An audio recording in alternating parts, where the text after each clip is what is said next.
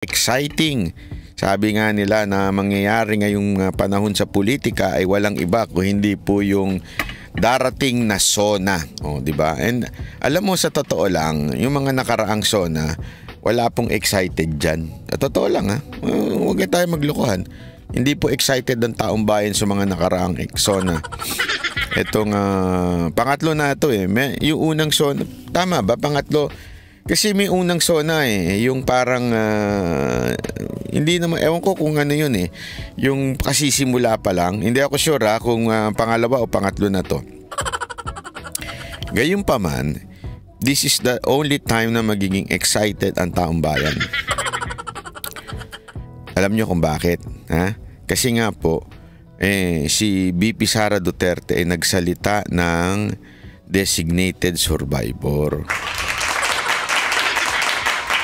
So yung mga ungas dyan sa kamera, napraning na, di ba? Yung mga ungas at mga sip-sip dyan, naaning na. Alam mo kung bakit naaning niya mga animal na yan? Hindi, ito. Alam mo kung bakit? Kasi yung mga nasa kamera ngayon, ang ganda ng kitaan ngayon eh. Balita ko, itong SONA na ito, excited ang lahat, pero kinakabahan naman yung mga nasa kamera. Kasi alam mo, yung mga congressman natin ngayon, sobrang pinagpala sila ngayon. Ha? Itong panahon ni Romualdez at ng kanyang chairman ng appropriation na si Zaldico, ay sobra ho silang masaya ngayon. Hindi ko alam kung ba't sila masaya. Siguro maganda ang biyaya. Hindi, I mean, syempre, di ba, blessing, ika nga. Matagumpay ang mga proyekto. Mirna Yamanaka, salamat po. O, di ba? Kaya sila ay masayang masaya. Naturalmente, kung ikaw ay masaya, ha? At ikaw ay binantaan, no? Nabantaan, o di kaya merong banta na narinig, okay? Na tipong designated survivor. Aba, naturalmente, ikaw ay mapapraning. Pag napraning ka, malamang isipin mo, naku, patay tayo dyan. Kung sakaling magpalit, kung sakali lang namang magpalit, wala tayong sinasabing pagbabanta, wala rin tayong sinasabing may gagawin si VP Sara Duterte. Pero kung sakali lang na magkaroon ng pagpalit, sigurado mapapalitan ng speaker. Pag napalitan ng speaker, sigurado hong mapapalitan ang appropriation, ang chairman dun. O, pagka ganyan, baka yung pagpapala ay maiba. O, hindi na, alam mo yun. So, kaya alam mo, marami dyan na mga kongresista, marami dyan mga kongresista na sobrang napapraning. Sobrang sip-sip kay speaker dahil nga naman baka mawala yung kanilang biyaya, di ba? Yung biyaya na yun, hanggang nandyan si speaker, tuloy-tuloy. Pero pag wala na si speaker, wala na silang biyaya. So napapraning sila ngayon sa mga ingay, bulong-bulungan, mga uniform personnel. Tapos nagsalita pa si VP Sara Duterte, kaya tuloy lalo silang napapraning, 'di ba? Pagka meron kang hindi magandang balakin, ano to? 3 in 1? Anak ng wewe. This is a mortal sin. Alam nyo ba, ang 3 in 1 ay mortal sin sa mga coffee lover? Mga genuine coffee lover? Anak ng weteng 3 in 1. Puro asukal to eh. Sandali Wala bang hindi, iba? Puro asukal tong 3 in 1 eh. Ay nako, anyway. Walang iba? Palitan sir, palitan. Ayoko nang, gusto ko black lang kamo. Sir, sa kuha lang sir. Jollibee, Ayun So, ayun na nga. Kaya pala 50, hindi, iba yan, iba. Iba yung 50 pesos na yun, doon yung sa pick up coffee. Sabihin nyo, pag walang black coffee dyan, magsara na sila kamo, So, ayun na nga. So, ngayon, hindi lang ang excited ang mga Duterte supporter, legit. Ulitin ko, pag sinabi kong legit, hindi yung mga scammer. Linawin lang natin kasi alam mo naman na sa panahon ngayon, napakarami na talagang scammer. Talagang kalat na sila. Hindi niyo na ba napansin? Merong scammer. Merong ngayon, ba't hindi? Banggitin ko lang sa inyo para at least alam nyo. JC Doha Qatar, maraming salamat.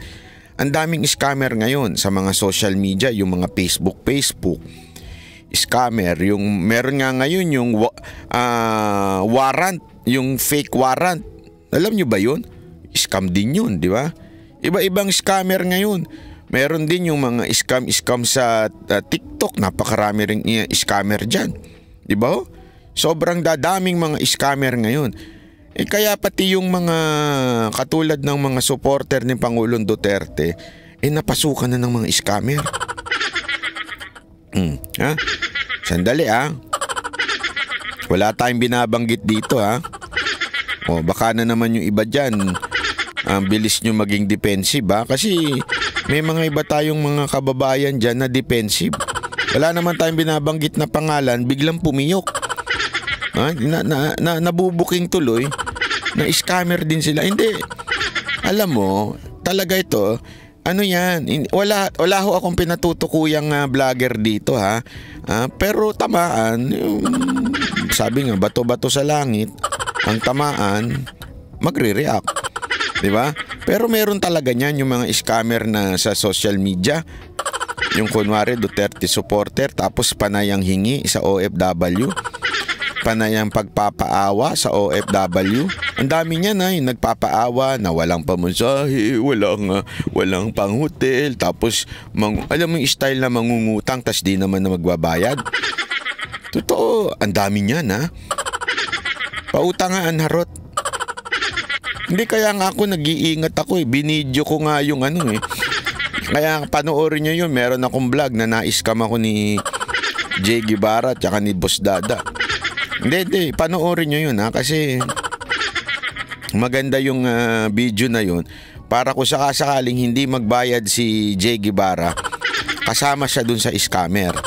Kaya magsama-sama doon sila. Pero sa tingin ko naman magbabayad yan si Jay Guevara. Pero yung mga style ng iba dyan na nangungutang tapos hindi naman magbabayad, tapos pag napuna tsaka maghahabol tapos papagawa ng video, kang inang scammer yun di ba? Easy lang tayo. Tapos ngayon galit na galit, panayang parinig, di ba? Parinig ng parinig. Pero pag nakaharap, pero pag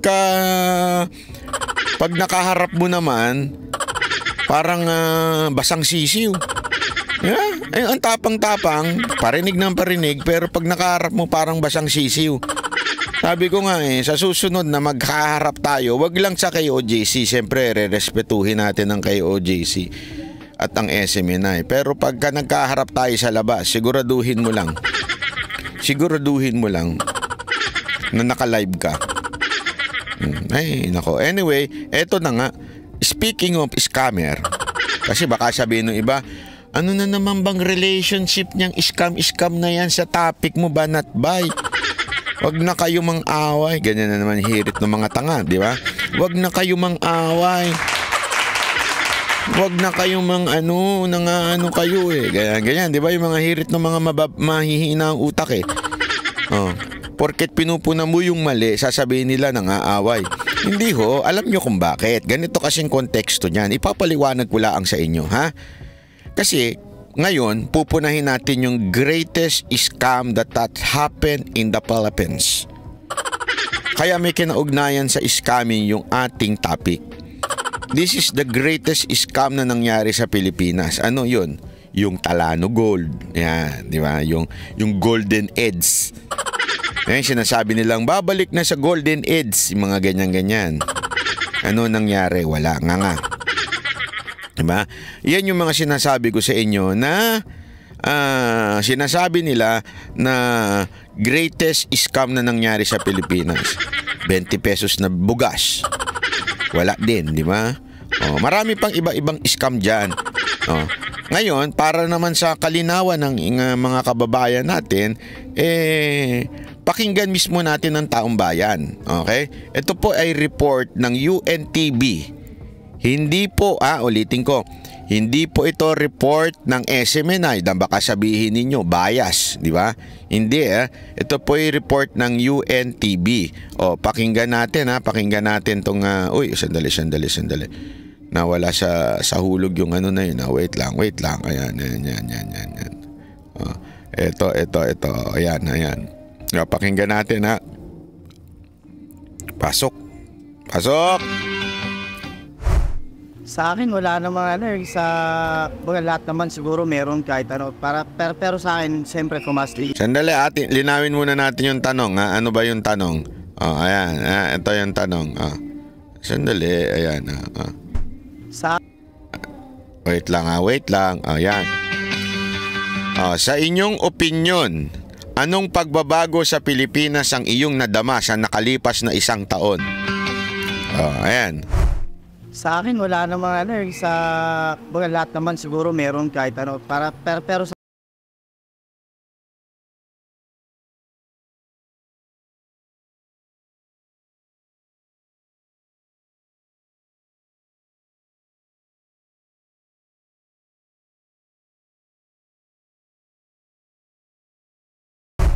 Medyo magulo lang yung pagkasabi niya, no? Pero sinasabi niya, tumaas daw ang mga sa transportasyon, tumaas daw ang bilihin. Pero sa tingin naman daw niya may magagawa. Kasi ang gobyerno, alam mo kasi mga Pilipino, very optimistic yan, di ba? Pero kung ang tanong kasi kung may pagbabago during the year, etong last year, ang sagot, wala, tumaas. Di ba? Pero siyempre, positibo pa rin ang tao. Anong no sound? Anak naman ng weteng, Paano naging no sound yun? No sound daw. Sandali. Bakit no sound? Ano ba yan? Bakit no audio yung interview na wala? Sandali nga. Anak ng wedding naman, palpak naman Paano nawala yan? Tuloy nga natin. Ba't ganun? Sandali tingnan natin. Ulitin ko. Paano nawala? Sa browser. Wait lang Paano nawala? Paano nawala? Wala bang sound? Ulitin natin. Play Meron. Ayan. sa akin wala namang sa lahat naman siguro meron kahit ano pero sa akin siyempre kumasti yung lalo na sa transportasyon at saka sa mga bilihin. Pero alam ko naman na kaya naman na gawa ng gobyerno na para umaba o kahit paano magkaroon na medyo sa mga tao. Medyo magulo lang yung pagpapaliwanag niya pero meron naman sound. Kayo naman. Minsan lang talaga mga kababayan natin medyo hindi lang nila ma-express yung gusto nilang sabihin at nahihiya at ayaw sila. Pero sinasabi niya tumaas. Okay? Ito pa, pangalawa, sino ba ito? Ngayon, sa current administration, parang feel ko wala man nangyari. Wala daw nangyari. Dati, sa past administration, medyo interested ako sa mga nangyayari sa politics. Pero parang wala akong interest kasi parang walang ganap masyado. Ayun, patay tayo dyan. Bukas you're fired.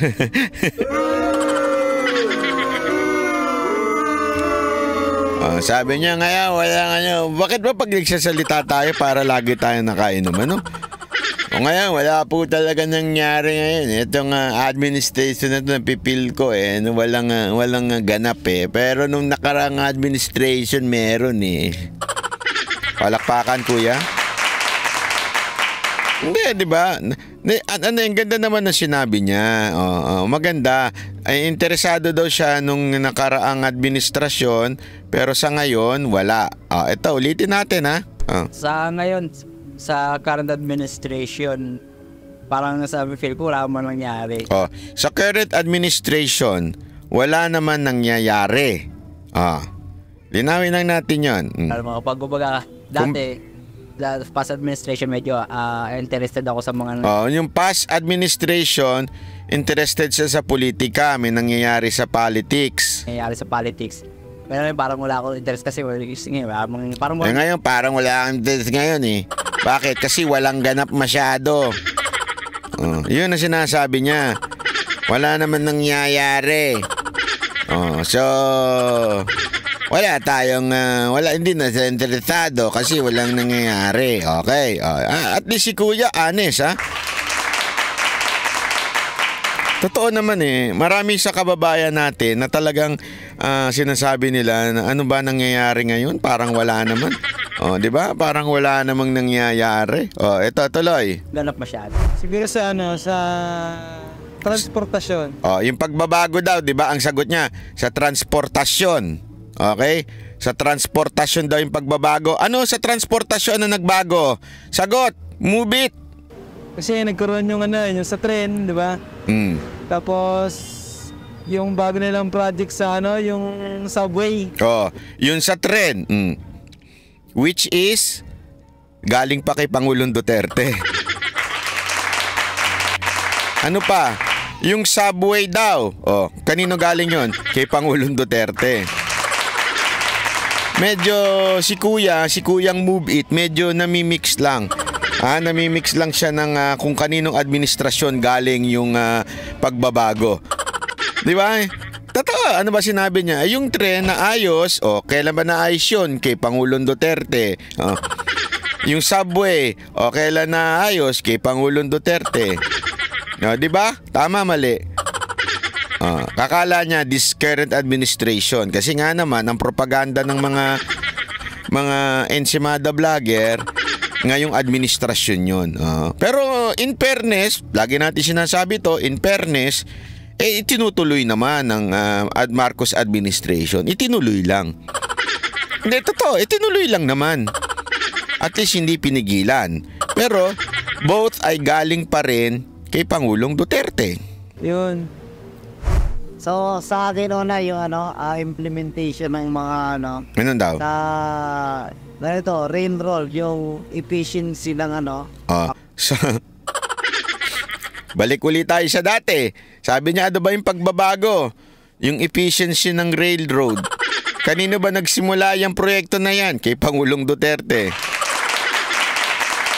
Pangulong Duterte pa rin simula yung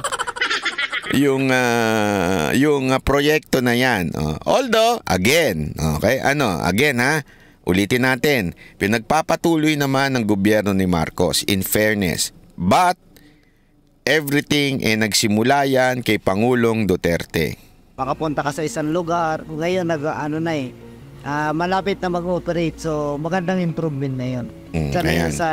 Nakita namin improvement kasi madali ka na makapunta sa mga lugar-lugar na pupuntahan. Ayun so madali ka makapunta sa mga lugar-lugar na gusto pumunta.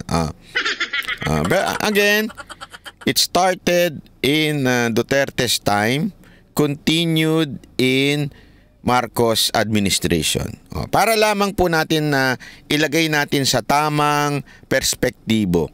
Nagsimula kay Pangulong Duterte. Actually, ganito yan. Kung gusto nyo talaga ng perspektibo. May mga proyekto na conceptualize nung panahon ni Pinoy. Yung iba pa, panahon pa before Pinoy. Conceptualize. Kaya lang, madali lang naman mag-isip eh. Sa totoo lang. Pero ang importante dyan na simula at tumakbo nung panahon ni Pangulong Duterte. Okay? At meron din mga proyekto na hindi nagsimula sa pag-iisip kay Pinoy, nagsimula talaga kay Pangulong Duterte at tumakbo nung panahon ni Pangulong Duterte at natapos. Ngayon, pinagpapatuloy naman ng ilang mga proyekto ni Pangulong Duterte ng Administrasyong Marcos. Ilan? Yung iba kinancel. Pag sa Mindanao kinakancel. Pero pag dito sa Metro Manila, tuloy-tuloy. Linawin natin hindi tayo dun lang tayo sa totoo. Huwag tayo magdagdag, magbawas, pero ganun talaga ang katotohanan. Okay? Tuloy, ano pa ang pagbabago? Para po sa akin, nagkaroon naman po ng improvements, pero asset namin hindi po kasi siya ganong kalinaw. Kasi since na Oh. May improvement naman daw, pero hindi kasi ganun kalinaw.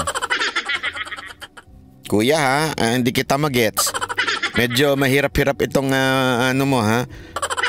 Merong improvement pero hindi lang malinaw kung ano yung improvement na yon ha.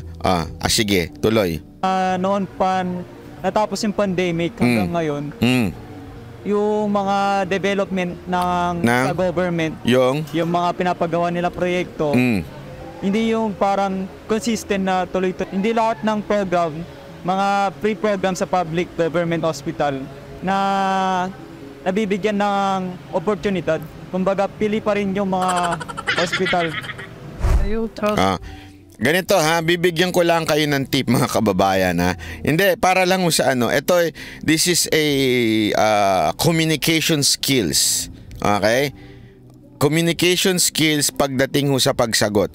First of all, pag kayo tinanong, sagutin nyo ng diretso. Tsaka nyo ipaliwanag. Okay? Kasi dito, sinasabi niya, meron namang pagbabago, kaya lang hindi makita. Tapos, sorry medyo naguluhan din ako Tapos, merong mga hindi completely na i-implement. Yun yung sinasabi niya Pili lang yung mga ospital, mga ganon. Okay? Siguro, kasi I think based on kanyang uniforme, baka naman siya po ay medtech o ano man. Hindi ako sure. Pero parang ang tinutukoy niya dito ay yung supposedly universal healthcare law. 'Di ba? Na wherein dapat libre na sa mga publiko, kaya lang minsan nagiging pili. Yun lang naman yung sinabi niya Tapos hindi tuloy nakikita. Nagigets nyo? Kaya ako, turo ko lang na hindi ko nilalait si kuya Kasi siyempre, kolehiyo pa lang siya, baka hindi pa masyadong naituro.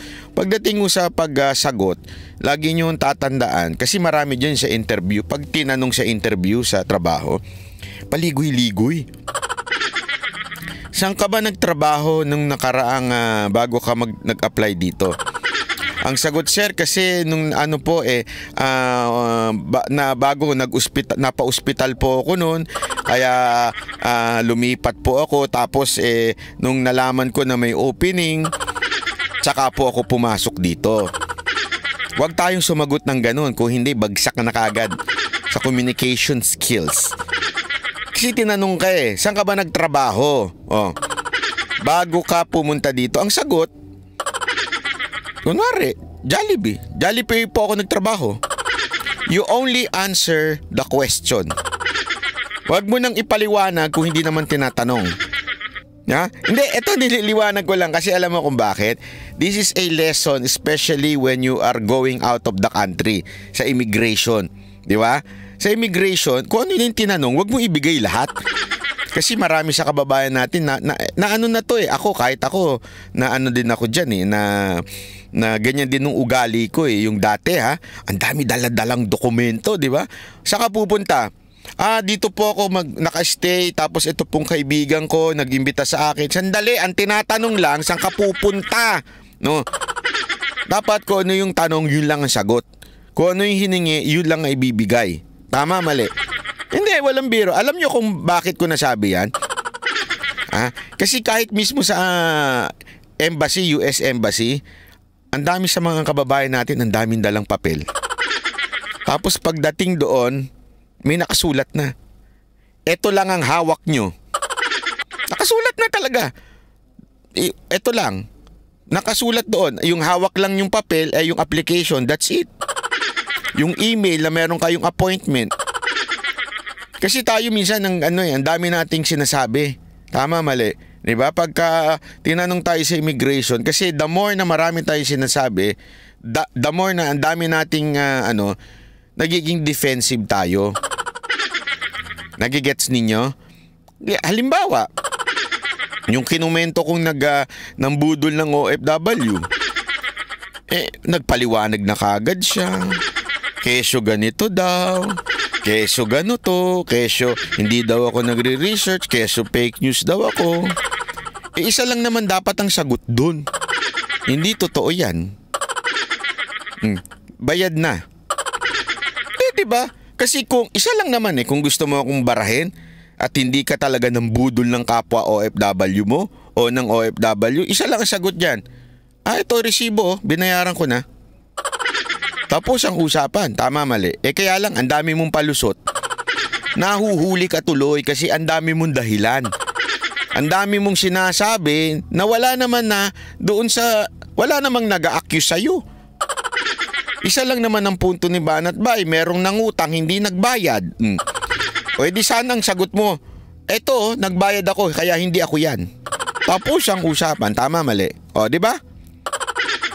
O, ganun dapat tayo. Kung nga sa immigration, kung nga papasok ka ng ibang bansa. Hindi, ako walang biro Pag kasi sanay po tayo mag-travel dahil nga, panahon pa lang na Mocha Girls, nagta-travel na po kami, naka tatlong UK kami, tatlong Canada kami, tatlong US, 4 data, something, Middle East, kahit sa Middle East, so, alam mo pinakamasungit na mga immigration sa Middle East Totoo. Pag hindi tinatanong, wag nyo nang anuhin. Maano lang talaga sila, madaldal lang din talaga sila. Kung kaya ako, sabi ko, anong gagawin mo dito? Mag-shopping, bakit? May pera ka, meron. Ganun lang. Saka naka-check-in, ito. Ayun. Kailan ang balik mo? Ito. Ilang araw ka? Ito. Kasi doon, confident ka Sinagot mo ng diretso. Pero pag hindi mo sinagot ng diretso, medyo mapag-iisipan ka tuloy ng hindi maganda. Diba? Yung tulad na sinabi ko, merong inutangang OFW, hindi pa binabayaran, nangako. Hindi kasi ganito yan Hindi ka kasi nag-research kasi ganito yan. Fake news ka kasi. Kasi ganito to. Kasi ganyan yan. Tapos ito to. Hindi naman ako sa nanghingi. At saka ang ganito naman yan. Ang dami mong, sagot lang nagbayad ka na ba? Hindi. Tapos ang usapan. Tama, mali. Diba? Tama, naiintindihan nyo ibig ko sabihin? Hindi, pinapaliwanag ko lang kasi si Kuya, medyo hindi siya straight to the point magsalita. Pero naikwento ko naman sa inyo, sinasabi niya, pili lang daw yung batas na kung saan dapat libre. Naintindihan na natin?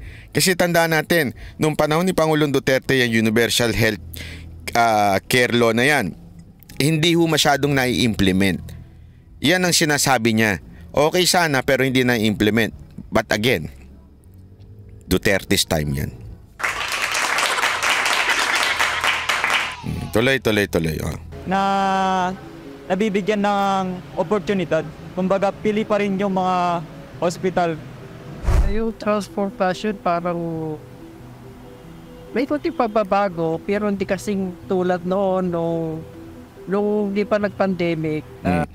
May konting pagbabago pero hindi katulad nung di pa nag-pandemic. Panahon ni Duterte uli. Mga kababayan, hindi ho ito SMNI UNTV po ito.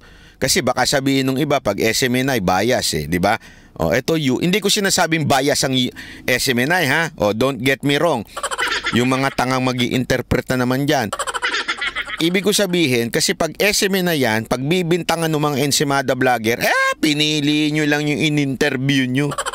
Siyempre, ganun yung mga ensimada vlogger, di ba? Ito, UNTV ito. Hindi naman ito pinasara. So, hindi naman sila Pero and yet, ito yung mga taong bayan na nagsasalita dito. And again, hindi ho nila pinili yung mga Duterte supporter. Okay?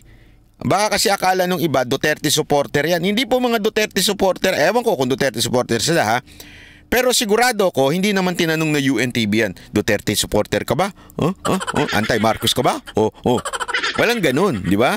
Kahit naman ng SMNI, hindi nila ginaganon Nagkakataon lang. Kaya lang, syempre, pagdududahan ng mga ensimada vlogger yan. Pero ito, UNTV ho ito. Linawin lang po natin yan tuloy. Maganda ang namin noon, mga biyahe namin. Medyo mahirap pa yung namin, biyahe na sa transportasyon. Edukasyon ata. Naman, it was obvious. Hindi siya sure. Edukasyon ata, hindi siya sure. Pero again, kung may nagbago man sa edukasyon, sino nga pala ang sekretary ng edukasyon? Ay sa mga online dial, mas naging madali yung pag-aaral nila gamit yung internet yan. Ayan, ha? So, edukasyon daw o internet, which is wala namang kinaugnayan ang administrasyon ngayon. O, siguro yung sekretary ng edukasyon. Sino nga ba yung sekretary ng edukasyon itong nakaraang 2 taon? Sino nga ba?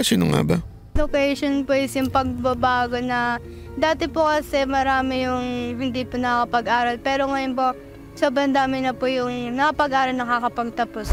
Ano po, yung sa study, yung mga pag-aaral po ngayon, ngayong taon po. Yung mag-aral muna, te. Huwag muna mag-off shoulder.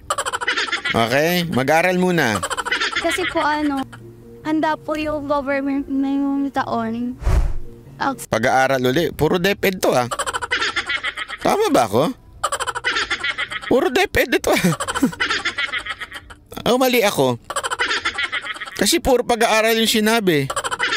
Yung una, yung puro transportasyon na galing din sa proyekto ni Pangulong Duterte.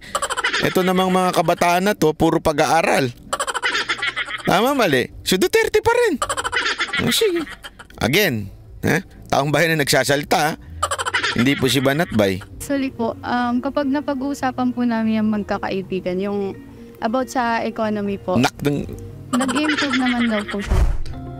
Yung mga kaibigan niya, nag-improve daw ang ekonomiya. Sige. Sabi ni ate, yan. Sabihin na natin, yan ay,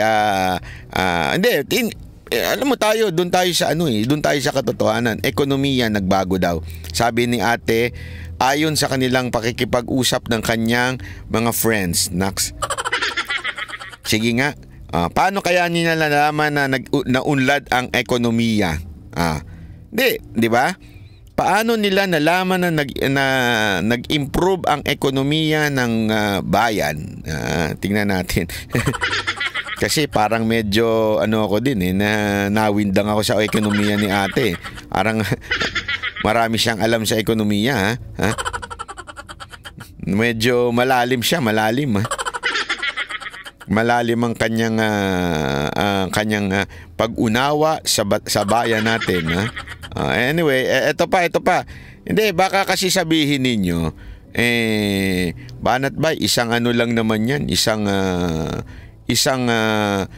video lang naman yan. Baka naman tingnan din natin, meron pang ibang video. Ito. Ito pa, ha? Isa pang video. Saan galing? Hindi ho siya SMNI. Saan po? 3 beses sa isang araw. Saan po? Sa TV5.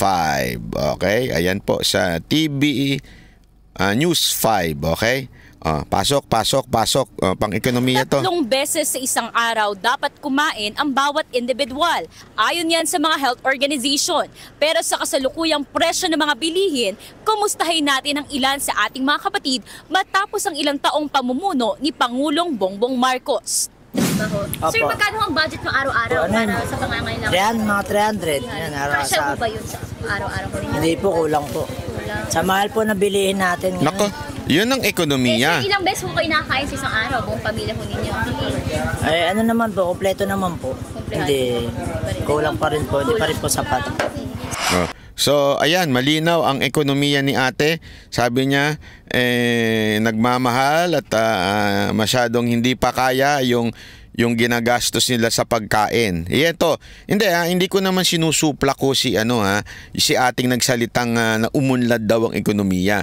Pero if there is someone who is more believable, ika nga, pagdating sa ekonomiya ay siguro yung mga mas matatanda na nagtatrabaho instead yung sa mga nag-aaral. Tama ba? Spencer Lacale? Di ba?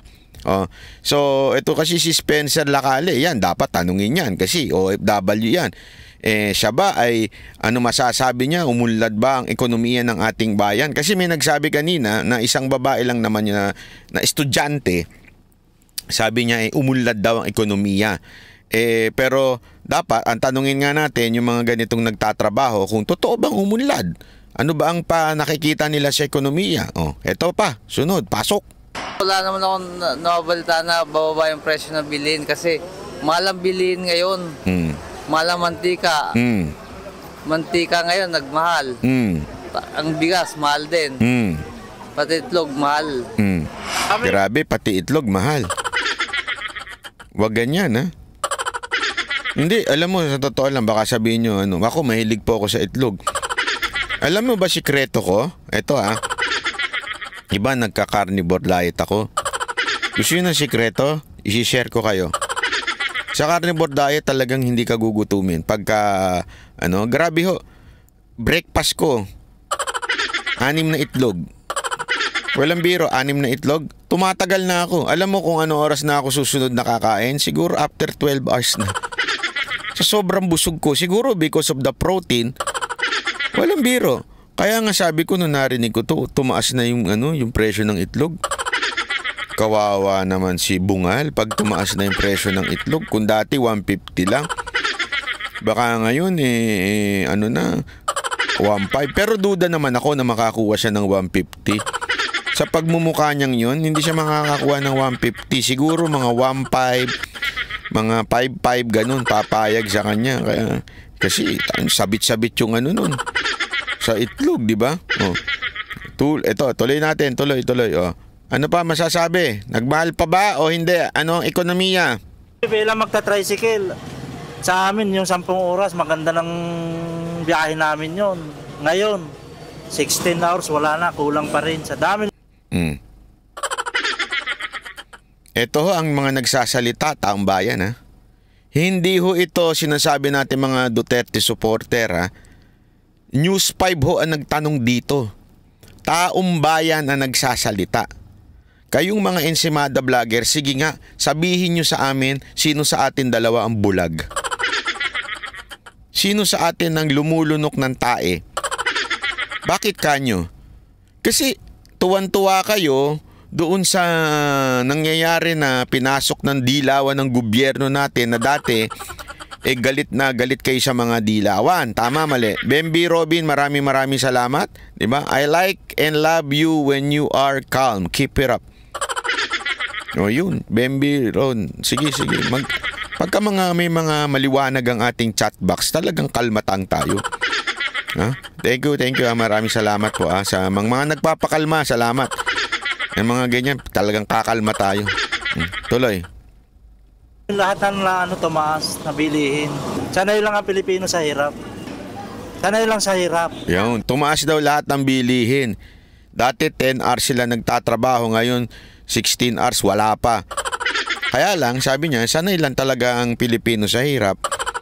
Alam mo kuya, kung saan sanay ang Pilipino? Sanay ang mga Pilipino sa mga budol, sa mga scammer. Sa totoo lang ito, serious talk. Gusto nyo na real talk? Ewan ko ba, na tayo mga Pilipino, taon-taon, we vote the same people in the government. Hindi nyo ba naisip to? Brian Flomino, maraming salamat po. Taon-taon, same congressman ang binoboto ninyo. Taon-taon, same mayor ang binoboto ninyo. Pero, nagrereklamo kayo. Tama, mali. Every president ang binoboto nyo yung sikat. Tapos nagtataka kayo bakit walang nangyayari. Miss Lovely, salamat po. Diba? Simple Simple mathematic. Paulit-ulitin mo yung ginagawa mo, tapos mag-expect ka na may magbago, ay isang malaking katarantaduhan yan. Kaya nga po walang yumayaman sa isang empleyado. Magpapaka-chingkitan naman tayo ngayon. Hindi totoo ha. Bakit kanyo? Kasi, magkano sahod mo ngayon? Halimbawa lang ha. Halimbawa lang, sumasahod ka ng 30,000 kada buwan. Empleyado ka. Anong expect mo? Tataas yan next month? Hindi tataas yan next month. Bakit? Empleyado ka eh. Pareho pa rin yan. Baka nga bumaba pa eh. Depende yan sa boss mo o kaya sa negosyo ng boss mo. Unless, tataas yan kung magpalit ka ng trabaho. O di kaya magnegosyo ka. Yan, maaaring tumaas. Pero kung ine-expect mo, kasi marami sa ating kababayan eh. 'Di ba? Yung ano mo yun, yung ang laging mindset nila aasenso rin tayo. Balang araw, siswertein din tayo sa buhay. Pero ano ginagawa niya? Wala, nakatambay. Pero ini-expect niya darating yung swerte. Swerte sa loto, swerte sa wedding, swerte sa... Hindi, totoo naman, di ba? Swerte sa ang tawag dito? Sa sabong. Wala siyang ginagawang pagbabago sa buhay, and yet, ine-expect niya na umasenso siya. Hindi mangyayari yan, kapatid, mga kaibigan. Kung kayo ay hindi mag-aasenso sa gagawa ng ibang bagay, hindi kayo aasenso. Tandaan niyo yan. Hanggang hindi kayo mag-explore ng ibang bagay, hindi kayo aasenso sa buhay. Bakit ko na-relate ito? Kasi ganyan din yan sa pagboto ng kandidato. Same candidate ang binoboto ninyo. Mag-i-expect kayo na gaganda bayan natin. Kaya nga, naging halimbawa na sa ating mga Pilipino na bumoto tayo ng isang presidente na kakaiba. Sino yun? Si Pangulong Duterte. Ang daming nagbago dun. Tama, mali. Kasi bumoto tayo isang presidenteng kakaiba. Presidenteng mabaho ang bibig. Ibig sabihin, pag nagsalita, palamura. Nag-ano tayo ng presidenteng hindi maarte. Balasubas. Di ba? Pero nagbago ang bayan. Kasi nga, nag-iba tayo. 2022. Bumalik na naman tayo sa dati. Sino binoto nyo? Sino? Yung maganda ang pangalan. Tama, mali. Anyari. Nga.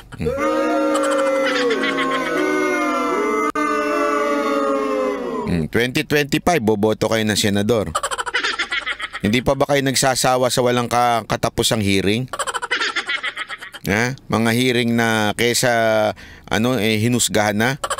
O edi bumoto kayo ng kakaibang senador. Kung ayaw nyo ng ganyan. Tama, mali. Di ba? Kung ayaw nyo na ng ganyan, bumoto naman kayo ng ibang senador. Para naman sana umasenso bayan natin. Ito pa masama, mga kababayan. Ito pa masama. Kayong mga OFW, nabudol na nga kayo. Diba nabudol na kayo? Lahat kayo, tuwan-tuwa kayo nun. Bagong Pilipinas, bagong mukha. Kaibigan mo, kaibigan ko. Yan. Tuwan-tuwa kayo, di ba? Galit na galit pa kayo sa akin nun. Hindi, totoo. Gusto nyo akong saktan nun wag na tayo maglokohan, mga kababayan. Gusto nyo akong saktan nun. Galit na galit kayo sa akin nun. Tama, mali. Bakit? Isa ako sa unang nagsabing gusto nyo ba ng bangag sa Malacanang? Grabe, galit na galit sa akin ng mga taong bayan nun. Tama, mali. Aminin nyo na, galit na galit kayo. Pero ngayon, love na love nyo na ako, di ba? Bakit? Kasi sabi nyo nga sana pala naniwala kami sa'yo, Banat Bay. Tama, mali. Pero tanong, tanong ko sa inyo, mga kababayan, andi dito na naman kayo. Sino? Pinaniwalaan nyo yung budol sa inyo nun. Paniniwalaan nyo pa rin hanggang ngayon. Ano tawag sa inyo? Yung vlogger na nambudol sa inyo para bumoto kay Marcos, naging anti-Marcos lang, naniwala naman kayo. Binudol niya na kayo noon, ngayon binubudol pa rin niya kayo. Nag-iba lang siya ng kakampihan dahil hindi siya kinampihan nung dati niyang kinampanya at ang kinampihan si Thinking Pinoy. Tapos ngayon, nagpapaniwala pa rin kayo. Ano tawag sa inyo? Sige, sagot kayo sa akin. Sige nga. Magkadiretsuhan tayo dito. Anong sagot nyo sa akin ngayon? Mantakin nyo, binudol na kayo noon Binudol kayo noon, pinaniwala na kayo that Marcos is the best to the point na tinawag si Pangulong Duterteng Mangkanor. At nung hindi na siyang pinansin ni Marcos at si Thinking Pinoy na ang pinansin, naging anti-Marcos siya at anti-Lisa siya ngayon. Tapos nagpapaniwala kayo sa kanya at sasabihin nyo sa akin, ang samang tao ko kasi binabanatan ko yon. Anong tawag sa inyo? Hindi, tanungin ko kayo, anong tawag sa inyo? Masakit po ba? Masakit? No. Nagpabudol na kayo noon, nagpapabudol pa kayo ngayon. Ito pa masama. Nagpabudol na nga kayo dyan. Pati yung alagad nilang mga tanga, binubudol kayo, hiningan kayo ng pera, at naawa naman kayo at nagbigay kayo. Tapos nung binukin nyo sila, inaway naman kayo. Tapos balik kayo ngayon sa Banateros. Tanungin ko kayo, magpapabudol pa rin po ba kayo? Tama po ba, Black Mamba? Di ba sinabi na namin sa inyo, pinangalanan na namin sa inyo mga budol vlogger, mga scammer na vlogger, tapos nagagalit pa kayo sa amin? Bakit kayo mga Banateros nangaaway ng kapwa DDS? Di ba? May paganyan-ganyan pa kayo. Kayo na nga yung binudol, ang tanga-tanga nyo naman. Eto ganito katanga yung iba. Binudol na yung kapwa OFW ninyo. Ang kinampihan nyo pa ay yun ng budol na scammer na vlogger. Ano tawag sa inyo? Sige nga pakisagot. Yan living testimony na si Black Mamba. Binudol. Iniscam. Hindi lang yan. May mga pinarinig pa yung mga kasamahan ko na iniscam nila. Tapos maniniwala pa rin kayo sa kanila at sasabihin nyo sa amin, bakit kayo nangaaway? Ay tanga. Tanga lang talaga. Tanga lang. Sinabihan na kayo di ba? Binudol na nga yung mga kasamahan ninyong OFW. Hinut-hutan. Daig pa mga baklang ng hut-hut. Diba? Hinut-hutan na kayo. Pinagtanggol na nga namin kayo. Tapos, biglang, reaction nyo? Nangaaway kasi kayo mga Banateros Ay, bahala kayo sa buhay nyo. Kung kayo ay tanga na, at gusto nyong araw-arawin ng pagiging tanga, malaya kayo, walang problema. Makinig kasi kayo sa Banateros. Hindi ko sinasabing kami lang ang magaling. Pero ang sinasabi namin, huwag kayong magpabudol. Paulit-ulit na namin sinasabi yan. Kaya nga tayo may mga ganitong tao. Hindi ko sinasabing nagpabudol si Kuya, itong nagsasalita. Kaya nga tayo may mga taong nagsasalita ngayon na sinasabi nilang walang nangyayari sa bayan natin. It is because most of the Filipinos 2022 ay nagpakatanga. Masakit pakinggan? Totoo Totoo yun. Masakit man pakinggan, pero kayong mga nagpabudol, dinamay nyo kaming lahat na hindi nagpabudol. Kaya nga isa lang naman ang pakiusap namin Isa lang naman ang pakiusap namin mga kababayan. Huwag nyo nang ulitin, parang awa. Parang awa, huwag nyo nang ulitin ang magpabudol. Nabudol na kayo noon, okay lang. Ganun talaga ang buhay, nagkakamali. Understandable. Pero naman, this time, parang awa naman. 2025 na naman, magpapabudol na naman kayo.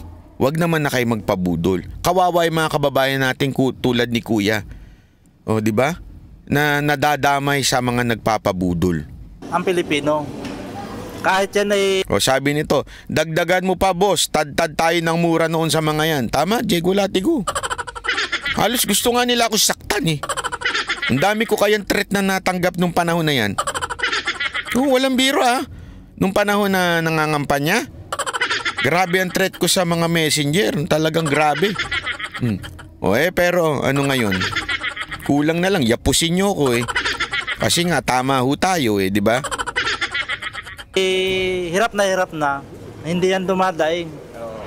Lalo na ngayon ma'am, ang hirap Talagang kahit anong kahit natin. Grabe ang pogi ni Kuya Yummy yummy. Huwag ka magpapakita sa mga delicates ka. Baka mamaya mabiba max ka ng mga bakla dyan. Naku po. Ang pogi si Kuya, pang artistahin Ma'am, nasa short pa rin tayo. Gawa nga ng mahal na mga bilihin, ma'am. May pamilya ka? Meron, ma'am. Grabe yung tanong ni ate, para may halong yun May pamilya ka? Yung tanong ni ate Ate naramdaman ko yun Yun naman yung tanong ni ate Pag iba yung tinanong niya, iba siya magtanong Pero dito, iba yung tanong niya Tingnan niyo yung tanong niya Ngayon, ma'am, ang hirap Talagang kahit anong kahit natin, ma'am, nasa short pa rin tayo. Gawa nga ng mahal na mga bilihin, ma'am. May pamilya ka? Di ba? May pamilya ka. Ate tingnan ko nga kung sino ka mamaya. Magkano budget mo kada isang araw? Kada isang araw? Magkano budget mo kada isang araw? Ako nang bahala, sabi niya. Nung nag-i-interview. Joke lang ate ha, joke lang ha. Siguro pagka nag-interview dyan si Thinking Pinoy, Kuya, may pamilya ka? Gusto mo ba ng ano? Joke lang, joke lang. Depende ma'am, kasi sa isang araw siguro mapalo rin ng 300. Kasya po ba yun? Kulang pa ma'am, kulang pa po. Ilang beses po kayo nakakain sa isang araw, pamilya mo? 3 times a day naman po ma'am. Pero ilang beses kayo nakakain sa isang araw? 3 times a day. Yung ano, jowa mo, asawa mo, ilang beses mo nakakain? Ay, grabe ang bastos ni ate. Gago! Joke lang. Walang ganong tanong ha. Imaginasyon ko lang yun, imaginasyon ko. Joke lang. Kinakapos pa rin po. Ilang beses na ho kayo nakakain sa isang araw? Iba yung tono niya ngayon. Pagalit na siya. Ilang beses kayo nakakain sa isang araw? Galit na siya dito. Kanina may halong lambing ha. Ngayon galit na. 3, 2, ganun lang. Kung may mga sumusobra na ng pera, pinangkakain lang namin. Kasi hindi sapat yung kinikita sa taas ng puhunan namin. Magkano ho ang budget ninyo kada araw sa pamilya? Nag-range na lang kami sa 500 to 800, ganun lang. Ang budget nyo kada araw? Napapakain nyo naman yung buong pamilya nyo dati? Oo. At pagtsatsagaan naman. Sapat po ba yun sa isang araw?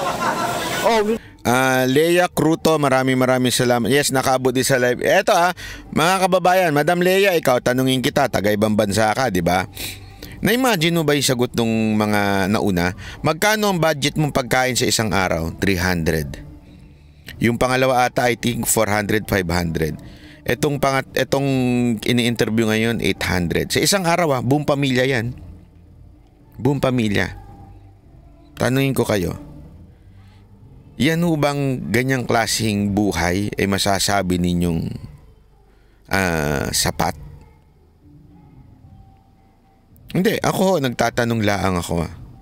Eto, nagtatanong lang po ako sa inyo. Ako nalulungkot ako Para tuloy ako nakonsensya bigla O parang, alam mo yun, minsan pag hindi ako nagbibiro. Kaya kayo mga kababayan ng OFW, ito I also speaking not only for you or sabihin na just questioning you, pero I'm speaking for myself also. Di ba? Kayo mga OFW, mapalad na po kayo kahit papaano. Etong sila kuya 300 sabi nga ni Spencer Lacali, 300 milkshake lang ng 2 apo ko yun. Correct. Hindi, walang biro. Pero alam nyo ba na ganito ang karamihan ng ating kababayan? Ang average ng pangkain ng pamilya nila 500 to 1,000 lang per day. Pamilya ho ito Hindi ho ito isang tao. Kayo, sige nga tanungin ko kayo, mga OFW, kahit wag nyo nang sagutin, kung ayaw ninyo sagutin, tanungin ko kayo, magkano ang average na pagkain ninyo gastos per day? Per tao. Per kayo lang Kayo lang. Ibig sabihin, ako nga, bigla ako napaisip Sabi ko, grabe naman yun. Bigla ako napasalamat sa Lord. Lord, salamat kahit papaano. Nakakakain pa naman ako ng tiba-tiba kahit papaano. Alam mo yun? Kaya kung iisipin mo sa dami mo ng problema, magpasalamat ka pa rin. Hindi, ito, lesson na to sa buhay Totoo lang. Lesson na to sa buhay. Minsan kung iisipin mo, kasi minsan isipin mo, ang hirap ng buhay, daming gastusin, daming stress sa buhay. Uy, magpasalamat ka. Yung iba, nagtatrabaho, sabi nga isang kahig, isang tuka. Ano ibig sabihin kung hindi kumahig, hindi tutuka? Kung hindi magtrabaho, walang pagkain. Ikaw meron kang ipon. Kaya magpasalamat ka na. Kasi ang dami mong pwedeng ipasalamat na yung ibang kababayan natin naghihirap. Di ba ho? Walang biro. Sabi ng iba, hindi sapat 1.5 per day. Yung pagkain ko nga lang ngayon ito. Dinner ko. Hindi siya nag-aano Ito lang para ipakita ko lang. Sabi ko nga, grabe thankful ako. Dinner ko po mag-isa. Ayan nagpaano ko kasi once a day lang ako kumain So ito, kaya sabi ko, alam mo, kasi kanina nagrereklamo ko, hindi, walang biro. Sampal sa akin tong video na to. Nagrereklamo kasi ako. Sabi ko, ang dami kong problema, ang dami kong bayarin. Tapos binudol pa ako ng mga kasama kong mga animal. Hindi, totoo, nagrereklamo ako kanina. Sabi ko, ano naman yan, no? Sabi ko, kasi tandaan ninyo, di ba? Naikwento ko sa inyo, before ako utangan ni Jay Guevara, yung animal na yan, ha? 250. Yung 250 na yun, acceptance fee yun ng isang abogado na naniningil sa akin. Okay? Tapos, babayad ko na sana. Tapos bigla akong inutangan. Na hindi naman ako tinanong kung okay ba sa akin. Basta isinubo na lang ako ng mga kasamahan ko. Hindi nga nila ako tinanong paggising ko, okay na daw, Banat, okay na yung 250 sold na. Sandali, bakit si Dada ang nagdesisyon, hindi ako? Di ba? Walang biro, nagulat talaga ako eh. Sabi ko, sige na nga, napasubo na eh. Pa-announce pa eh, di ba? Napasubo na talaga eh. Tapos di kanina umaga, na-realize ko, saan ako kukuha ng pambayad? Mababawasan yung ipong ko. Para bayaran ng 250,000 yung abogado para ayusin tong demandang kinakaharap ko. Hindi si Harry Roque. Si Harry Roque, iba yung abogado yun. Abogado yung kay Trillanes. Dalawa kaso eh. Iba yun, kay Trillanes yun. Ito, iba to. Bago ito kay Zaldico. No, naisahan ka? Oo, naisahan ako. Kaya kanina talaga pagising ko, stress na stress ako. Kasi nag-iisip ako saan ako kukuha ng pera. Hindi pa dumarating yung bill mo. Sino sa inyo yung ganon? Hindi pa dumarating yung bill, kinukompute nyo na. Diba? Magkano ba yung bayarin ko sa sa ganito, sa ganito, sa ganito. Ang dami mo kasing bayarin eh. Mga empleyado mo na pinapasahod. So iniisip ko na kaagad, diba? Nagre-reklamo na ako, naiinis na ako. Kaya nga ako bumili ng masarap na pagkain eh. Kasi totoo lang, yan ang stress reliever ko pagkain eh. Sabi ko, sige na nga, magkakain ako ng malupit na steak from Nonos. Di bumili ako order ako ng steak. Tapos nakita ko, 2.5.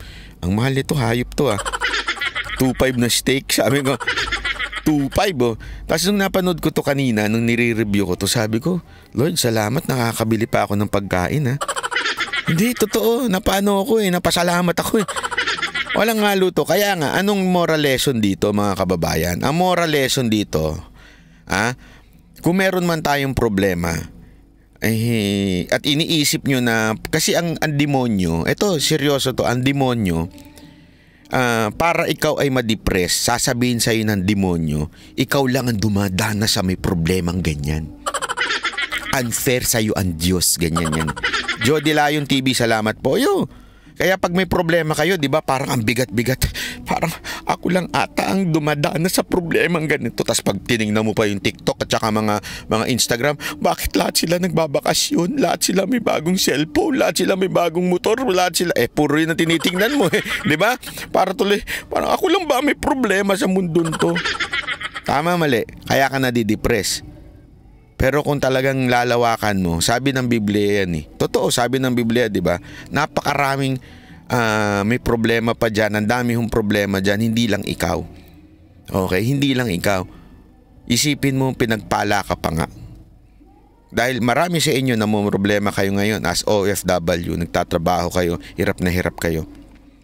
Pero dahil sa pinlay natin na ito, nare-realize nyo, mapalad pa pala kayo. Dahil kahit pa paano, sila nga nahihirapan na 300, 500. Buong pamilya ito Yung iba 1,000 sagad na. Kayo, magkano pagkain nyo? Hindi, totoo. Magkano ang pagkain ninyo sa isang araw, kayo pa lang? Di ba nagsusurvive pa kayo? Nabubuhay pa kayo? Mapalad pa kayo. Kaya magpasalamat kayo, sabi nga. Praise the Father. Di, totoo. Tama, mali. Tuloy natin ang kalagayan ng ating bayan. Sapat naman na. Sa amin kasi sa status namin okay na 'yun kasi sanay na kami kumain ng ganun lang. Kung ano lang yung meron, okay na 'yun. Oo, 5 anak ko Magkano ang budget nyo sa isang araw?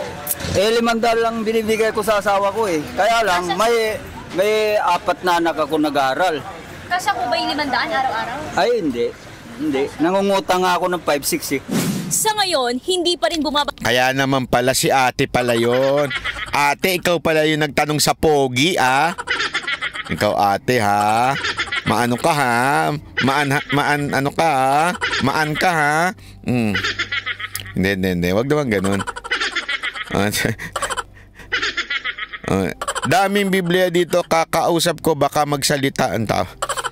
Hindi si ate, kaya Hindi. Alam mo, pinlay natin to kasi ito yung nangyayari sa bayan natin ngayon.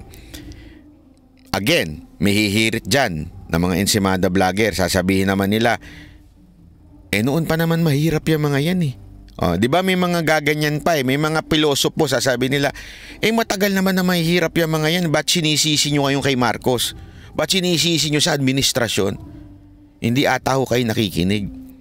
Sabi ng mga kababayan natin, lalong humirap ngayon. Kung dati nga nagtatrabaho sila ng 10 hours, okay na. Ngayon, humirap pa lalo. Yun ang punto dito. Mahirap na nga sabihin ang buhay noon, humihirap pa ngayon. Di ba dapat kahit papaano may improvement? Kasi tandaan ninyo, ang tao, mga Pilipino pag tinanong, very optimistic ang Pilipino eh. Bibihira po sa mga ini-interview ang magiging negative. Tandaan niyo yan. Nagiging negative na lang talaga sila pag talagang totoong negative. Talagang nararamdaman na nila. Pero usually, kita niyo yung unang interview, di ba? Medyo pumupositibo pa ng konti eh. Konti. Di ba? Naghahanap pa sila, naghahanap pa sila ng positibo sa gitna ng kahirapan. Pero ito mga kababayan natin na nagtatrabaho, kasi more or less yung mga in-interview, mga padre de pamilya, di ba? More or less, hirap na ho sila. Kung talaga meron silang nararamdaman na maayos sa buhay nila at nai-improve, sasabihin nila yan. Nag-i-improve naman kahit papaano. Pero hindi eh. Di ba? Yan ang tunay na kalagayan ng ating bayan. Ito po ang sona ng taong bayan. Huwag na ho tayo magpaikot-ikot. Lahat ng politiko magsasalita ngayong sona. May kanyang-kanyang interes. Some are good, some are bad. And ito, let's be real, di ba? Let's be real, and lahat na magsasalita, whether it is pro or anti government, basta yan ho ay politiko o yan ho ay involved sa politika, meron ho silang interes. Ibig sabihin meron po silang motibo.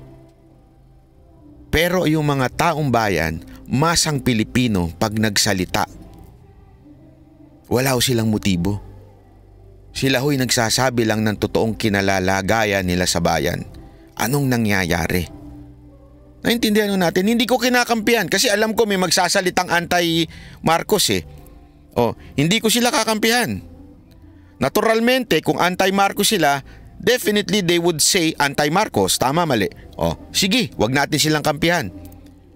Pag meron naman magsalita mga politikong pro-Marcos, siyempre, maganda sasabihin yan. Kaya nga sabi ko sa inyo let us not listen to them. Hindi ko sinasabing hindi sila mahalaga ha. Ang sinasabi ko, wag natin sila pakinggan. Ang pakinggan natin, yung taong bayan. Kaya nga ako, ang encouragement ko sa SMNI, let's ask the people from the streets. Masaya ba kayo? Nakakakita ba kayo ng improvement? Yes or no? Ganun lang. Walang halong politika. Do you think nag-i-improve ang gobyerno natin? Nag-i-improve ba ang pamumuhay mo? Kaya nga ito ang tanong ko sa inyo. Kayo na lang Nag-i-improve ba ang buhay ninyo? Kung hindi, at kung nag-i-improve ba ang pakikitungo nyo sa gobyerno? Kung hindi, wag na tayong magsalta ng anti-Marcos, pro-Marcos, wag na. Buhay na lang ninyo ang magsasalita kung may nagagawa nga ba ang gobyerno. Yun lang yun. Wag na tayong magpaikot-ikot. Tama, mali. Di ba? Alam ko ba nung nagka-krisis sa ekonomiya dito sa Italia, ang daming nagpakamatay dahil sa problema sa work at pera. Meron pa pinatay ng pamilya. Kaya nga ngayon tandaan ninyo, pag naghihirap ang bayan, matik yan, aangat ang krimen. Matik po yan, aangat ang krimen, magkakaroon talaga ng problema sa peace and order. Anong ibig sabihin problema sa peace and order? Droga, kakalat yan. You know why? Yung mga mahihirap, they would run to droga para maano yung gutom. Pangalawa, easy money. Marami din ako nakakausap na napasok sila sa pagiging, anong tawag doon, yung parang delivery boy. Hindi ko alam kung anong tawag nila doon sa mga nagbebenta sa karsada. Not because they want o tinitikman nila. Hindi sila addict. Pumapasok lang sila doon. It is because sila po ay walang pera. Easy money nga, ika nga Kasi dadalin mo lang mula sa kanto na to, sa kanto na yan, 200 pesos na. Yun, runner. Di ba? So kumakalat yan. Ano pa kumakalat pagka naghihirap ang bayan? Dumadaming snatcher, magnanakaw sa kalsada, hold-upper, dumadami. Ano pa? Namamalimos. Di ba? Yan yung mga dumadami. Ano pa? Scammer. Bakit kanyo? Ang scammer kasi, ang target niyan easy money. Diba? Kaya nga dumami yung mga quote-unquote investment scam. Diba? Dumami yan. O mga casino junket, dumami yan. Ano pa dumadami? Pag naghihirap ang bayan? Sugal. Bakit? Easy money. Sa tingin ng iba na medyo wala sa hulog, ika nga. Bakit kanyo? Ang sugal kasi, feeling kasi nila, ang kasinungalingan ng sugal ay ganito. Yung 100 pesos mo, magiging 10,000 yan. Yan ang pangaakit ng sugal Yang 10 piso mo, pwedeng manalo yan ng 2,000. Ganyan. Yan ang ang kasinungalingan ng sugal. Kaya marami nagsusugal. Pag may nagtataka kasi parang yung sugal pang mayaman lang yan, hindi ho. Marami sa mga kababayan natin umaasa sa sugal because wala silang pera. They thought pag nagsugal sila, magkakapera sila. Lalaki ang pera nila, yung maliit nilang pera magsusugal. Kaya ka magtataka bakit na mayagpag ang isabong? 'Di ba? Kahit jeepney driver habang nagdadrive, nag-iisabong. Tambay, security guard, wala nang ang perang pang uwi sa bahay, iisabong pa rin nila. Kasi they thought, kikita sila, yayaman sila sa sabong. O di kaya sa wedding. May wedding pa ba? Ewan ko kung may wedding pa. Di ba? Ganun Ano pa dumadami? Mga lending app. Kasi madali nang mangutang at kailangan mangutang. Dati nga, 5656 lang Ngayon, mga lending app na. Scatter, malakas ngayon. Ano yung scatter? Ano yung scatter? Hindi ko alam yung scatter. Scatter, malakas ngayon. Ano yun? Baka squatter. Hindi, joke lang. Hindi ko alam di ba? Ito pa. Iba pang mga balita. Tingnan natin At para naman meron pa tayong maibalita dito ngayon Ito. Grabe ho ito. Sobra itong balita na to. Sabi ko nga naman MMDA nga naman Ay nako. Viral ang matarik na rampa sa bahagi ng EDSA busway sa Phil-Am, Quezon City. Ayon sa DOTR, hindi nasunod ang tamang sukat ng rampa. Yung scatter sugal? Anong naman sugal yun? Sugal boss sa cellphone. Alam mo Diego Latigo, siguro nagsusugal ka nag-i-scatter ka Ano sugal yun? Scatter. Dami influencer ng promote ng sugal. Correct. Bakit? Laking pera dyan Totoo. Kaya nga yung yung meron ako napanood na iimbestigahan daw yan yung mga influencer na nagpo-promote ng sugal. Ako, all out ako dyan. Hindi lang yung imbestigahan. Kasi kalayaan naman nila yan. At saka kung legal naman yung sugal, wala ang problema. Ang akin lang, nagbabayad ba sila ng tamang nagbabayad po ba sila ng tamang buwis? Di ba? Sana yan ang bantayan. Okay? Pero ako, against ako dyan. Hindi ko sisisihin yung ibang nagagaganyan, ha. Wala tayong magagawa, pero ako, against ako dyan. Tayo ng balitang yan, si Gerard de la Peña. Padulasan sa gitna ng EDSA? Yan ang katuwaan ng netizen sa wheelchair ramp na ito sa kabubukas lang na PhilAm Quezon City Station ng EDSA Busway. Tampulan ng tukso ang bagong rampa dahil ang tarik nito at baka raw dumausdos ang naka-wheelchair na bababa. Dumausdos? Uy, naalala ko yung dausdos na yan, ha. Picture. Mukha talaga matarik ito. Sangkay! Pero pinuntahan ng News 5 ang viral wheelchair ramp.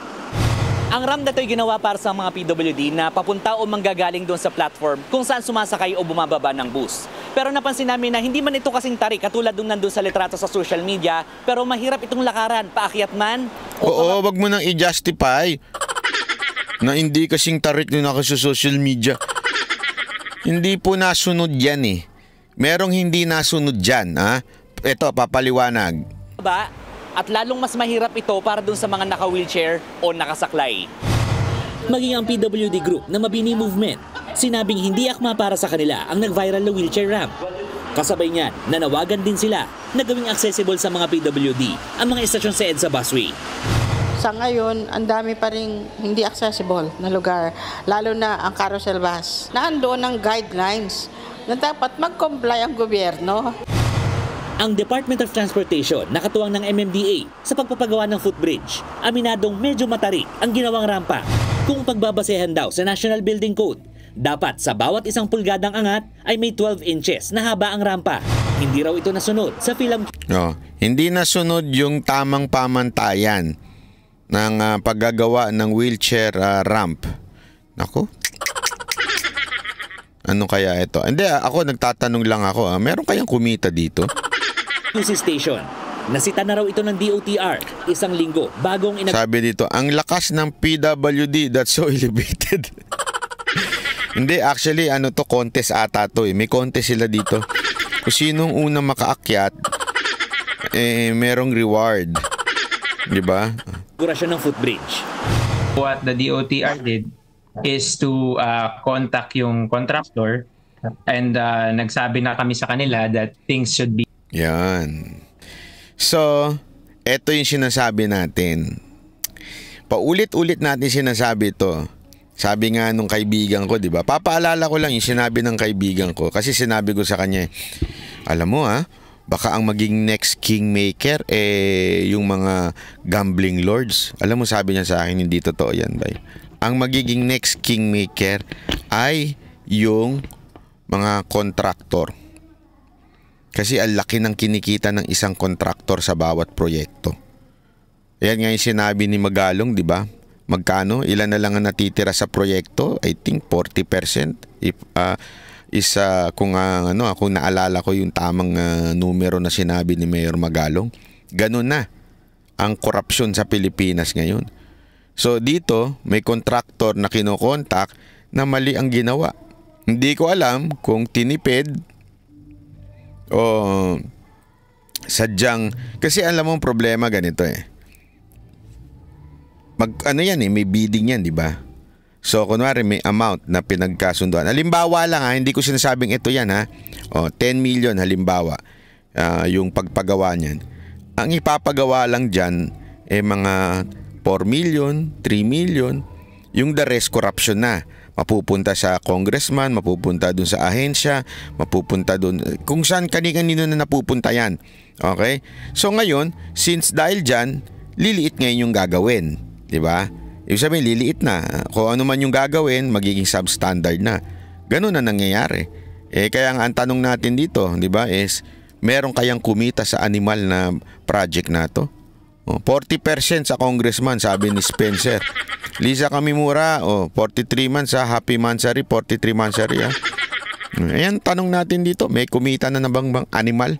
Be rectified. Meron na kaming ongoing discussion with the contractor kung paano i-rectify. Habang hindi pa naaayos, maglalagay muna ang mga otoridad ng rubber mat para hindi madulas sa rampa. Sorry gusto nyo pukpuk ko sa ulo nyo yung rubber mat? Para daw hindi madulas. Okay. So ibig din sabihin nun, kung hindi man madulas pababa, mahirap iangat lalo. Tama, mali? Anak ka ng wewe, oo. Ang maganda siguro niyan, lagyan nyo ng lubid. Para gumaganon-ganon na lang yung yung naka-wheelchair, 'di ba? Ilulubid-lubid na lang niya, 'di ba? Alam mo, nakakalungkot eh. Sa ibang bansa, grabe yung pag nagpupunta ka ng ibang bansa, maluluha ka talaga sa kapangit ng Pilipinas. Hindi ako 'Di ba yung mga ganitong simpleng bagay, siguradong sila eh. Lalo na sa PWD, sobrang PW friendly ng ibang bansa. At subukan mong humarang doon sa mga PWD na daanan, naku po, yari ka. Sa Pilipinas, ginagago nyo yung PWD. Kung sino mang gumawa ng proyekto nito eh. Tapos sasabihin nyo, lalagyan nyo ng rubber mat. Paano yung lalagyan ng rubber mat? Di lalong mahirap umakyat. Putang ina, ginagago nyo talaga eh. Sa 5 bagong gawang footbridge sa EDSA Busway, sa Philam QC Station lang daw may nakitang problema. Umaasa naman ang grupo ng PWD na magiging accessible sa kanila ang lahat ng pampublikong transportasyon. Nagbabalita mula sa Frontline, Gerard de la Peña, News 5. Kahit nga may nagtutulak, ang hirap niyan eh. Di ba? Eto sandali Meron, sabi sa meron daw i-assign na MMDA na tagatulak. Tangina, kagagaguhan naman yan. Ewan, andyan na naman yung pautot ninyo Sandali Sandali lang. Mga kapatid, Jiggy Manikad po, iba na ang may alam at may pakialam sa... Titingnan natin kung wait lang. Meron pa kasing report dyan eh. Ito, yan. The elevator intended for persons with disability constructed in EDSA Philam Busway Station faces challenges and height restrictions. While the ramp built along with the elevator bears limitations in space, resulting to steeper slope for those who use wheelchairs. The Metropolitan Manila Development Authority, or MMDA, explains these as they seek recommendations and suggestions to improve the design of the ramp. I'm in touch with one of the premier architectural firm dito sa Pilipinas. Ilelen po nila yung kanilang service for free. Magkakaroon po kami ng inspection at magsasuggest po sila ng ways kung paano pa i-improve. Netizens criticized the design of the ramp as unsuitable, particularly to those who use wheelchair. The MMDA, however, says these ramps are not really designed for those using wheelchair, while the agency observes seldom to no commuter on wheelchair in the busway. Hindi lamang naman po naka-wheelchair. Ang galing ng palusot ng MMDA. Palakpakan natin. Kayo naman, hindi naman pala pang wheelchair yan. Pang naka-scooter yan. Kahit nga scooter, baka yung mga mumurahing scooter hindi makakyat dyan eh. Hindi totoo, yung scooter na may slope lang silang pwedeng akyatin. Yung mga mabababang klase na scooter, yung mga 300 watts ba yun, mga 400 watts, hindi kakayanin yung mga ganyang katataas. Lalo na kasi laki ni Boss Dada yung sasakay tsaka ni Jay Guevara. Naku po. Ang mga pwede lang dyan yung mga mamahaling scooter eh. Pambihira naman Tapos sasabihin nyo, hindi yan para sa pang wheelchair lang. Para saan yan? Sa skateboard. Para naman tayong ginagago eh. Alam mo, yan ang problema talaga sa sa gobyernong to, Talagang kaysa na umamin na nagkamali, aayusin namin, magpapalusot pa. Gagamit ito. Mas marami po sa aming obserbasyon yung mga senior citizens, buntis, at yung may kapansanan na hindi naman po nagre-require ng wheelchair. So, hello? Tama ba dinig ko? Ito daw ay hindi pang wheelchair. Marami daw ang nagsasabing mas okay yung mga senior na bababa at mga may kapansana ng hindi naka-wheelchair. Bababae mo, di dadulas dito. Anak ka ng wewe. Hindi naman tama na ang bababaan ng isang senior ay ganyan, nakadiretso. Hindi ho tama yun. Mas mahirap bumaba at umakyat sa ganyan kaysa sa hagdan. Grabing palusot pa, oo. MMDA naman, ano ba namang klaseng sagot yan? Nakakaputang ina lang eh, pero hindi ko siya minumura pero nakakaputang ina lang as an expression. Diba? Ano to, ginagago nyo ba kami? Akyat ka dyan. Senior ka, sige dito ka umakyat, mas madali. Ipupusta ko sa'yo, mas gustong umakyat ng senior na nakahagdan. Kung sana, kung talagang pang senior yan, hinagdan nyo na unti-unti. Alam nyo kung bakit? May architecture na ganyan. Nung tinira namin ng 1 buwan sa Japan, nung nakaraang taon, meron silang footbridge na ang haba. Unti-unti yung paakyat. Tapos sa kabila din, unti-unti din yung pababa.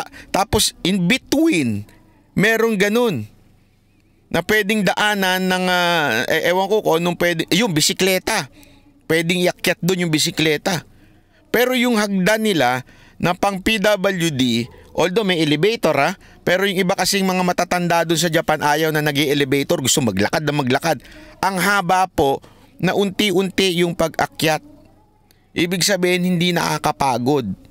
At pwedeng tumigil.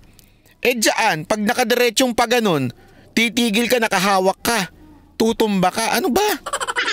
Anak naman ng palusot ito, sir. MMDA. Ano bang klaseng palusot to? Nakakabuisit. Sorry sir Hindi ko po kayo sinisisi Wala po ako sinisising kasalanan ninyo. Pero ang sinasabi ko yung palusot ninyo, bulok.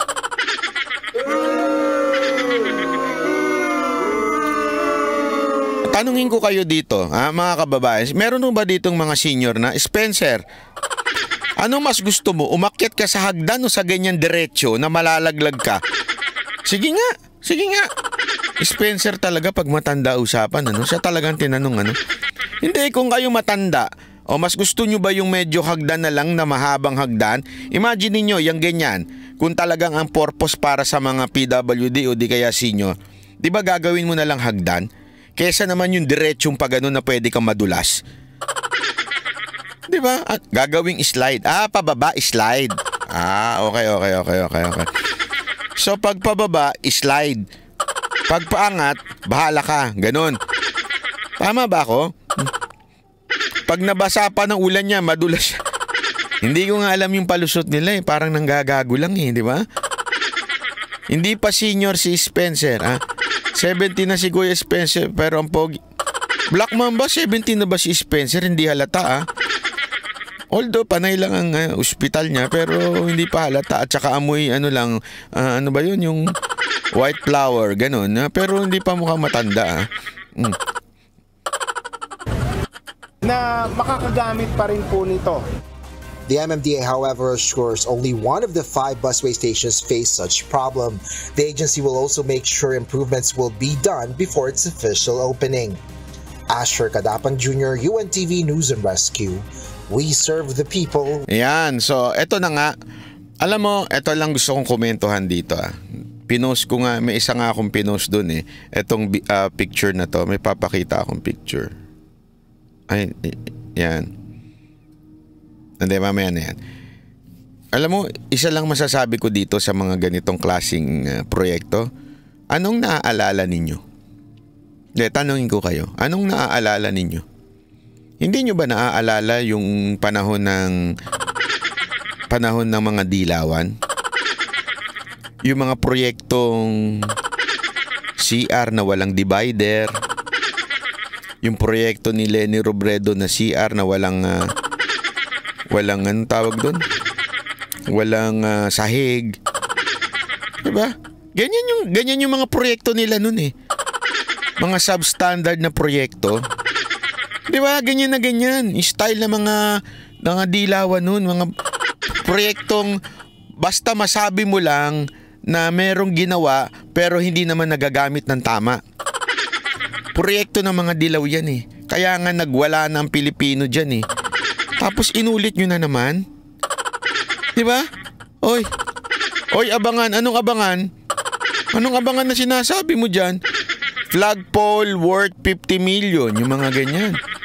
Na-miss nyo si Maroha. Na-miss ko si Maroha, sabi ni Garski. Diba? Tulay na walang ilog.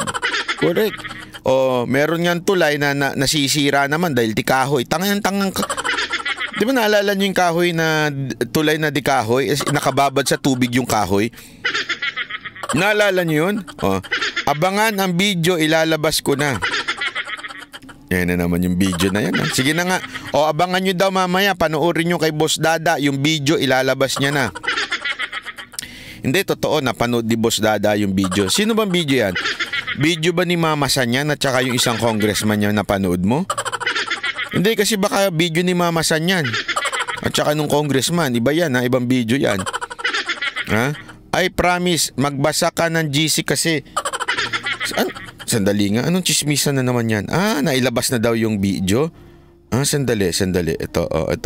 Magbasa tayo ng GC. Ano sabi ni ano? Killing me softly. Ay, may ganun. Send link agad. Mag-start na ako. Ano to?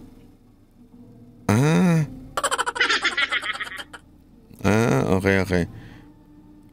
Ano to? Tungkol to dun sa scammer yung pinag-uusapan nyo dito puro sa scammer.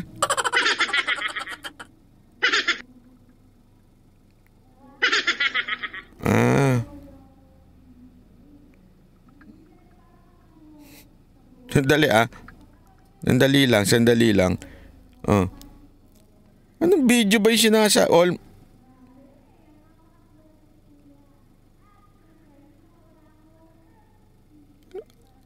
Sandali.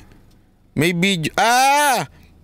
Yung ilalabas mong video, yung kalma, pukin ng ina nyo. Sabi ni, Dada naman ang bastos mo naman dito sa group chat. Bastos nito ni Dada sa group chat. Tingnan mo yung, relax. Ang bastos mo sa group chat Anong pukin ng ina nyo? Sino yun? Kalma. Sabi niya. Grabe to si Boss Dada magsalita. Kaya, hindi ito yun, binabasa ko yung group chat niya. Sabi niya kasi, magbasa ka kasi ng group chat. Nung binasa ko, ganun ka bastos. Sabi ko, ano ba naman yan? Dada ka talaga, ha? Sorry naman. Anong ba? Ito ba yung video nung scammer? Ilalabas mo na? Malapit na ma-upload sa video. Si Dude. Puro si scammer to Yung pinag-uusapan nyo dito, yan ba yung video sinasabi mo? Kalma. Sandali nga.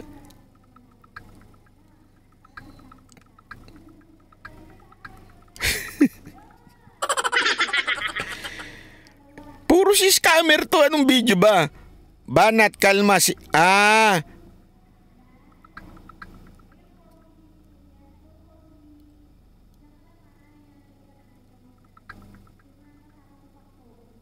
Okay. Kalma. Basta kasi ikaw, ang tanong, Dada, ikaw ba maglalabas ng video? Kanino nila abangan yung video? Surprise to. Sige nga, kanino nga ilalabas yung video? Pagtapos mo, masaya ito. Kanino nga ilalabas yung video? Kaninong channel? Para alam ko, para ma-announce ko dito. Ayun, sa akin, sabi ni Boss Dada. Sorry naman. Kasi kayo, nagla-live ako dito ginugulo nyo ako. Yan. Mga kababayan, meron tayong breaking news. Ilalabas na ni Boss Dada ang video. Okay? Abangan nyo. Kay Boss Dada, may lalabas na siyang video. Dito, magigimbal ang taong bayan dito. Kaya, anuhin nyo abangan ninyo kay Boss Dada TV. Boss Dada TV, hindi ho clickbait. Okay? Kasi si Boss Dada talaga ang merong connection. Si Boss Dada kasi, malaking tao lang yan, nakakatakot lang yan, yung itsura niyan. Pero siya ho talaga yung very, anong tawag mo dito? Very friendly sa ibang tao. Siya ang nakikipag-usap. Siya talaga yung siya ang may mga koneksyon. Hindi ho talaga ako may koneksyon. Si Boss Dada po talaga ang may koneksyon sa kung sino-sino mang mga tao. Kaya siya may mas updated ho siya sa akin. At ang kinagandahan niya kay Boss Dada, hindi ho yan naglalabas ng hindi confirm. Okay? Hindi ho yan naglalabas ng hindi confirm at hindi inutos sa kanya, at higit sa lahat hindi ho naglalabas siya ng chismis. Okay? So, kung gusto nyo malaman yung pinag-uusapan namin dito, ilalabas po ni Boss Dada. Kaya abangan ninyo. Okay? Abangan po ninyo dahil napakaganda po ng ilalabas niyang video na yan. Samantalang tayo tuloy-tuloy lang natin nakablock ako kay Boss Dada, okay lang, mapapanood mo pa rin naman, di ka lang makakakomento. Huwag kasi kayong umiepal kay Boss Dada, magagalit talaga yan. So, abangan nyo po yan. Maganda po yung ilalabas ni Boss Dada na yan, ha? O, sabi nga, kalma ka lang. O, ayan, sige. Abangan ko yan, panunuorin ko yan. Kahit po ako, hindi ko po alam yung video na yan. Okay? Kahit po ako, hindi ko po alam yung video na yan. Pero si Boss Dada ay ngayon ko palang panunuorin, kaya excited po ako na panuorin. Again, ano po ba ang video natin na pinag-uusapan ngayon bago tayo ma-interrupt? It's about the yellow quality project. Yun yung nangyayari na ngayong panahon na ito. Yung dating mga substandard na quality project na kuno, na supposedly hindi quality project, pero quality ang presyo, diba? Ibig sabihin yung presyo ay sobrang mahal, pero yung mga ginagawa ay sobrang barat. Ganun no eh. Yun ang nangyayari ngayon. Nangyari na yan nung panahon ng mga dilaw, ngayon nangyayari pa. Kaya talaga nga namang ito ang kalalagayan ng bansang Pilipinas. Okay? So, maraming salamat po. Magbigay daan po tayo kay Boss Dada in a while. So, kaya kung ako sa inyo, lagi nyo lang tatandaan, nakita nyo yan sa taas, banateros.com/live. I-ano nyo na yan, bookmark nyo na yan, ilagay nyo sa home screen ng cellphone ninyo. Pwedeng gawin yan pag binookmark nyo, isi-save nyo as a home screen, tapos lalabas yung notification doon pag may nagla-live no Banateros. O di ba? Kaya kailangan dito tayo sa Banateros, sama-sama tayo dito para sa bayan. Okay? Mamaya pa, tapusin mo yan. Wala na akong pag-uusapan, tapos na, naiihi na ako. Mamaya maihi ako dito sa kinauupuan ko Okay lang kabalik sa Japan, Sir Banat? November, December, January. Bayaran kami, hindi muna kami magla-live. De. Biro lang. Anyway, matatapos naman na in a while yung yung video kasi ina-upload na ata ni Boss Dada. Ay kapit lang kayo. Abangan niyo yan. Pero sa ngayon, mag-subscribe muna kayo dahil marami kaming plano. Hindi lang po, ito makinig kayo. Hindi lamang po ang plano namin yung political vlog. Magkakaroon din kami ng planong kung merong mga team payaman, di ba? May mga team patay gutom. Merong mga team, ano ba yun? Marami pang team dyan, di ba, na mga vlogger. Meron ding team Banateros, di ba? Kasi pag nagsama-sama kami, ang gulo namin, lalo na pagkakasama si Jay Guevara dahil puro kung ano-anong pinaggagawa. So gagawa natin ng live yan, yung mga unang lakad namin, yung unang mga ride namin, gagawa namin yan. So abangan nyo sa Banat Bay. Pwede rin kay Jay Guevara, pwede rin kay Coach Oli, kay Boss Dada, at kay Master Judea. So abangan nyo yan. Team Patay Gutom, yan. Team Bangan, yan, pwede yan. Kaya marami pa dyan na pwedeng Team Banateros yan, ika nga. Magagalit na naman yung isa pag inuman kayo. Hindi ko nga alam dyan sa mga masyadong nagagalit. Inuman? Ano ba naman yun? Iba ang inuman sa lasingan, ha? Magkaiba yun. Kasi may nakikita ka ba dyang nagwawala? Meron ka ba nakikita dyang umaamoy-amoy? Wala naman Di naman sila nag-aamoy nag-inuman sila As a matter of fact, it's a matter of fact to It's a matter of fact. Nung nagla-live nga sila na umiinom, di ba maganda pa yung usapan? Tungkol pa sa politika, ang ganda-ganda ng usapan nila. Kung nagagalit sila sa umiinom, mamaya mas magagalit kayo. Mas magagalit kayo. Kaya abangan nyo kasi napakaganda ng ina-upload na video ni Boss Dada. Okay, abang-abangan nyo lang ha. Maraming salamat po. Thank you very much. Sana po magkita-kita ulit tayo sa susunod nating live. God bless everyone. Bye-bye.